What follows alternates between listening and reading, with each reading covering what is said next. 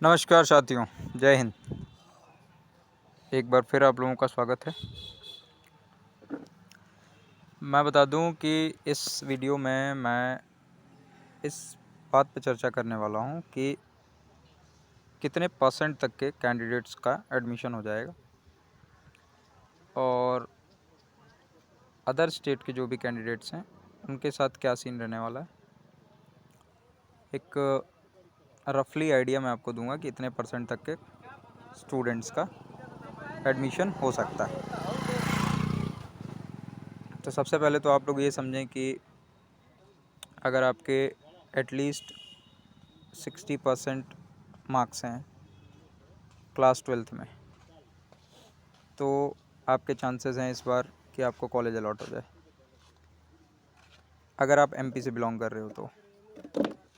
और other state की बात करें तो अगर आप 65% के प्लस में हैं तो प्रोबेबिलिटी है कि आपको कॉलेज अलॉट हो जाए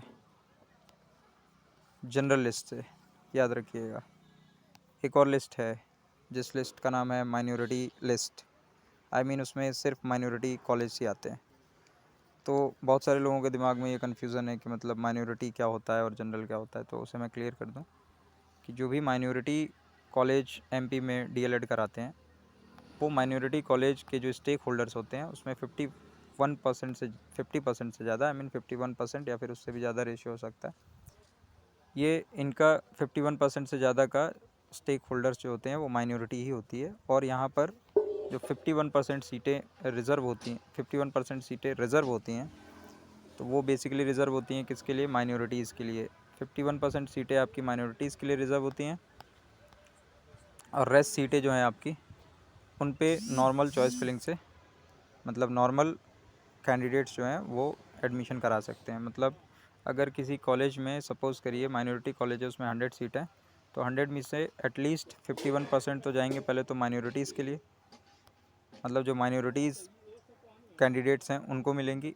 बची हुई 49% सीटें जो हैं वो नॉर्मल जनरल कैंडिडेट्स को अलॉट की जाती हैं। तो चूँकि फ़र्स्ट राउंड में माइनॉरिटी की सारी सीटें फिल नहीं हुई थी, इसीलिए माइनॉरिटी का सेकंड राउंड आया है। ठीक है, माइनॉरिटी का आया है सेकंड राउंड। और माइनॉरिटी के सेकंड राउंड में जहाँ तक मैंने देखा अभी तक, तो आपको ज़्यादा सीटें नहीं देखने को मिलेंगी। सीटें जो हैं वो ज़्यादा नहीं हैं, याद रखिएगा।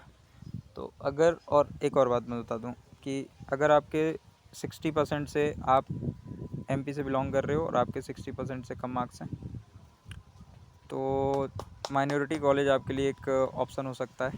डेफिनेटली इसमें थोड़े चांसेस ज़्यादा होंगे, बट हाँ, यहाँ पर एक कंसर्न ये देखने को मिलेगा कि फ़ीस की जो डिमांड है वो थोड़ी सी ज़्यादा रहेगी, थोड़ा ज़्यादा फ़ीस मांगेंगे सब। और अगर आप अदर स्टेट से बिलोंग कर रहे हो और आपके 63% के आसपास का, 63% से अगर आपका कम बन रहा है, तो फिर आप माइनॉरिटी के लिए जा सकते हो। वहाँ पर थोड़ी सी एश्योरिटी ज़्यादा रहेगी कि आपको कॉलेज अलॉट हो जाए।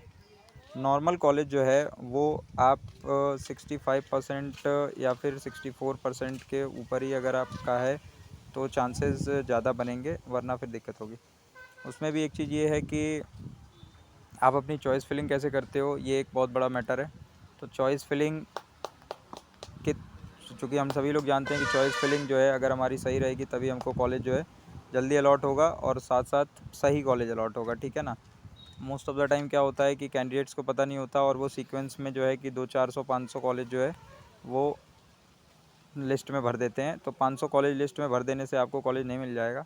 कॉलेज आपको इस तरह से मिलेगा कि आपको पता होना चाहिए कि उसमें टेक्निकल चीज़ें क्या हैं, किसमें कितनी सीट खाली है। तो सीटें खाली होने की वजह से भी कॉलेज कई बार अलॉट नहीं होते हैं, क्योंकि लास्ट राउंड में आपने देखा होगा कि बच्चों ने कॉलेजों को अपने प्रायोरिटी लिस्ट में रखा था, लेकिन फिर भी बहुत सारे ऐसे कॉलेज थे जिसमें 100 में से 80 सीटें खाली हैं, लेकिन उनको कॉलेज अलॉट नहीं हुआ। ऐसे मेरे पास बहुत सारी क्वेरीज़ आई हैं जिसमें 72-73% तक के बच्चों को कॉलेज अलॉट नहीं हुआ है। और ऐसी भी क्वेरीज़ आई हैं जिसमें 66-65% बच्चों जिनका है उनको कॉलेज अलॉट हो गया है। तो मैटर ये करता है कि भैया, मतलब आपको पूरा गेम समझना पड़ेगा। आपको सिर्फ रैंडमली भर देने से नहीं होगा, थोड़ी सी टेक्निकल चीज़ें हैं जो समझना पड़ता है। तो अगर आप अपना चॉइस फिलिंग मेरे थ्रू कराना चाहते हैं, क्योंकि भाई मेरे पास जो है एक्सपर्ट्स की टीम बैठी हुई है, तो उनके थ्रू मैं चॉइस फिलिंग करवाता हूँ। तो अगर आप मेरे थ्रू अपनी चॉइस फिलिंग कराना चाहते हैं तो मेरा जो चार्ज है दैट इज़ 499 रुपीज़, जो कि आपको इनिशियली पे करना होगा, जिसके बाद मैं आपकी चॉइस फिलिंग करके और आपको कॉलेज की लिस्ट भेजता हूँ। और वही कॉलेज जब आप प्रेफर करते हैं तो फाइनली आपका एडमिशन का जो चांसेस है, मतलब आपको कॉलेज मिलने का जो चांस है वो बढ़ जाता है। ठीक है। और दूसरी बात कि जो लोग नॉन अटेंडिंग हैं, तो मतलब कि अटेंड नहीं करेंगे, तो उनसे रिलेटेड भी मैं उनकी हेल्प करता हूँ। तो अगर आप भी इस तरह के कोई कैंडिडेट हैं, आपको भी अपने चॉइस फिलिंग में कोई प्रॉब्लम है और अगर आप हेल्प करना लेना चाहते हैं, तो डेफ़िनेटली आप मुझे अप्रोच कर सकते हैं। और जो मेरा चार्ज रहेगा दैट इज़ 499। इसके पेमेंट के बाद से डेफ़िनेटली पूरे काउंसलिंग के दौरान मैं आपके साथ बना रहूँगा। ठीक है। तो इस वीडियो में इतना ही रखते हैं। अगर आपको कोई भी इससे रिलेटेड इन्फॉर्मेशन चाहिए या कुछ भी आपके मन में है, कोई डाउट है नॉर्मल, अगर आपको कोई चीज़ को लेकर के डाउट आ रहा है, तो डिस्क्रिप्शन बॉक्स में मेरा कॉन्टैक्ट नंबर दिया हुआ है।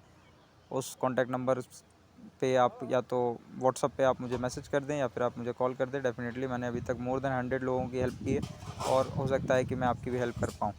ठीक है। तो इस वीडियो में इतना ही रखते हैं, बाकी अगले वीडियो में। Thank you.